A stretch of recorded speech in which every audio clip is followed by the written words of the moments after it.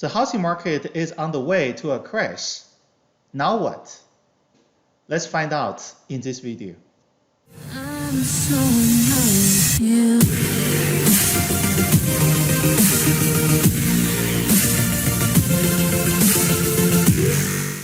Many of my fans told me that many economists and experts predict that the housing market is heading to a crash. But why can't I see any price drop? Here's the deal. The Federal Reserve has just started the interest rate hike.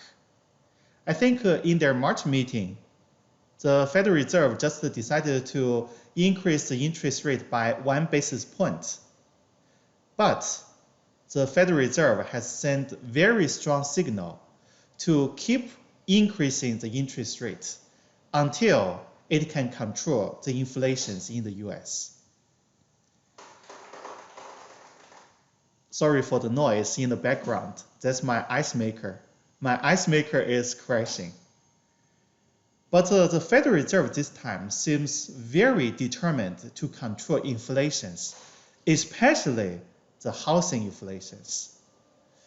Yes, we do have gas price inflation, food inflation, but compared to housing inflations, those inflations are nothing. This time, I feel that the Federal Reserve will keep increasing the interest rate until the demand for housing is controlled in the US. So I wouldn't put a time when you can see a price drop in the housing market, but I would highly suggest everyone to keep a close eye on the Federal Reserve decisions on the interest rate. If the interest rate reaches certain critical rate, let's say the Fed increase the interest rate to 3% or 5%, that's the moment you should be very cautious about housing investment.